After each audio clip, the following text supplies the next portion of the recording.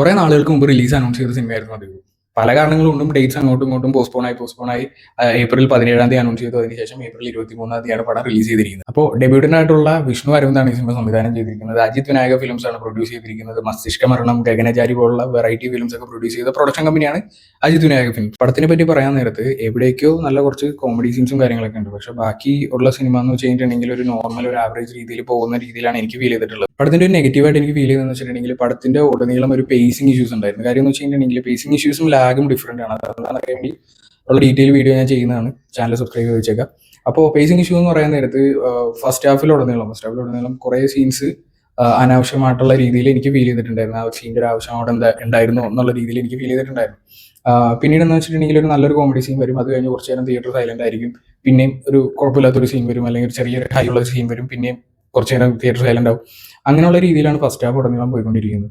Second half എന്ന് പറയാൻ നേരത്ത് ഫസ്റ്റ് ഹാഫിനേലും എൻഗേജിങ് ആയിട്ടുള്ള രീതിയിലാണ് സെക്കൻഡ് ഹാഫ് ചിത്രീകരിച്ചിരിക്കുന്നത്. പക്ഷെ ഒരു 2-3 സോങ്സ് സെക്കൻഡ് ഹാഫിൽ വരുന്നുണ്ട്. ഒരു 2 സോങ്സ്, ഒരു പാർട്ടി സോങ് പോലുള്ള 2 സോങ്സ് വരുന്നുണ്ട്.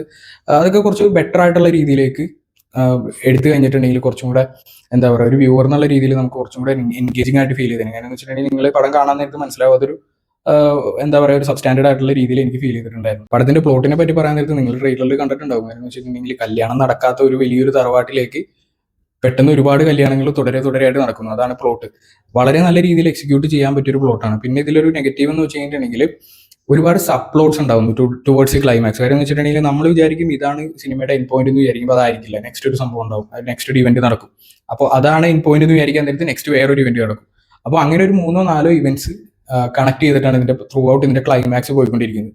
പക്ഷെ ഇതിന്റെ ഒരു പ്രശ്നം എന്ന് വെച്ചിട്ടുണ്ടെങ്കിൽ അത് പ്രോപ്പറായിട്ട് ഒരു എൻഗേജിങ് ആയിട്ടുള്ള രീതിയിൽ ആ ഒരു ഇവന്റ്സിനെ കണക്ട് ചെയ്യാൻ പറ്റുവാണെന്നുണ്ടെങ്കിൽ കുറച്ചും കൂടെ ഒരു കോമഡി ആയിട്ടോ അല്ലെങ്കിൽ ഇപ്പോൾ ഈവൻ ഫീൽ ഗുഡ് ആണെങ്കിലും കുറച്ചും കൂടെ എൻഗേജിങ് ആയിട്ടുള്ള രീതിയിലേക്ക് നമുക്ക് കൊണ്ടുവരാൻ പറ്റി കഴിഞ്ഞായിരുന്നെങ്കിൽ എന്ന് വെച്ചിട്ടുണ്ടെങ്കിൽ കുറച്ചും കൂടെ ഒരു രസം ഉണ്ടായിരുന്നു. നമുക്ക് ഒരു വ്യൂവർ എന്നുള്ള രീതിയിൽ നമ്മൾ കാണാൻ നേരത്ത് കുറച്ചും കൂടെ ഒരു അട്രാക്ഷൻ നമുക്ക് തോന്നിയിരുന്നു. പക്ഷെ ഇതെന്ന് വെച്ചിട്ടുണ്ടെങ്കിൽ ഒരു ഇൻഡിപെൻഡന്റ് കണക്ടിവിറ്റി ഇല്ലാത്ത പോലെ നമുക്ക് ഫീൽ ചെയ്യുന്നുണ്ടായിരുന്നു. പടത്തിന്റെ ഇന്റർവൽ ബ്ലോക്ക് അത്യാവശ്യം നല്ല രീതിയിലാണ് എടുത്തിട്ടുള്ളത്. അത്യാവശ്യം ചിരിയും കാര്യങ്ങളൊക്കെ വരുന്ന രീതിയിൽ തന്നെയാണ് എടുത്തിട്ടുള്ളത്.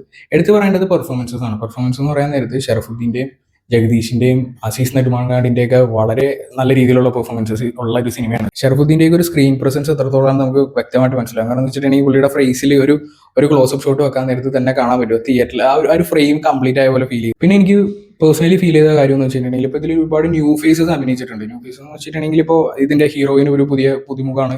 പിന്നെ ബാക്കി ഒരു 1-2 ഹീറോയിൻസ് വേറെയും ഉണ്ട്. അപ്പോൾ അവരെല്ലാവരും നല്ല രീതിയിൽ തന്നെയാണ് പെർഫോം ചെയ്തിട്ടുള്ളത്. അവരുടെ കാര്യമല്ല ഞാൻ പറയുന്നത്. ഈ സപ്പോർട്ടിംഗ് റോളായിട്ട് തീരെ ചെറിയ റോൾസ് കൈകാര്യം ചെയ്യുന്ന പുതുമുഖങ്ങൾ ഒരുപാട് പേര് ഇതിൽ അഭിനയിച്ചിട്ടുണ്ട്. പക്ഷെ ഇവരെല്ലാവരും ഒരു സബ്സ്റ്റാൻഡേർഡ് ആയിട്ടുള്ള ഒരു പെർഫോമൻസ് ആണ് എനിക്ക് ഫീൽ ചെയ്തിട്ടുള്ളത്. പ്രത്യേകിച്ച് പറയുകയാണെന്നുണ്ടെങ്കിൽ ഒരു പെണ്ണ് കാണൽ സീനും കാര്യങ്ങളൊക്കെ ഉണ്ട്. അതിന് towards end of the scene അത്യാവശ്യം രസമുള്ളൊരു പ്ലോട്ടാണ് സംഭവിക്കുന്നത്. പക്ഷെ ആ ന്യൂ ഫേസ് ആക്ടേഴ്സിന്റെയും പിന്നെ ഷറഫുദ്ദീന്റെ വീട്ടിലൊരു സീനുണ്ട്. അപ്പോൾ ഇവരുടെയൊക്കെ ഒരു പെർഫോമൻസും ഡയലോഗ് ഡെലിവറിയൊക്കെ ഭയങ്കര ഒരു പ്രഷറൈസ്ഡ് ആയിട്ടുള്ള പോലെ എനിക്ക് ഫീൽ ചെയ്തിട്ടുണ്ടായിരുന്നു. ഇപ്പോൾ ഒരു ഓവറോൾ പറയുകയാണെന്നുണ്ടെങ്കിൽ പടം പേഴ്സണലി എനിക്ക് അത്ര വർക്കായിട്ടില്ല. പക്ഷെ ഒരു ഫാമിലി ഓഡിയൻസ് ആണ്, ഒരു വീക്കെൻഡ് ഒക്കെ പോയി സ്പെൻഡ് ചെയ്യണം എന്നുള്ള രീതിയിലുള്ള ആൾക്കാരാണെന്നുണ്ടെങ്കിൽ ജസ്റ്റ് പോയിട്ട് ഒന്ന് കണ്ടിരിക്കാൻ പറ്റിയ ഒരു സിനിമ തന്നെയാണ് മധുവിധു എന്ന് പറയുന്നത്. അപ്പോൾ അടുത്ത വീഡിയോയിൽ കാണാം.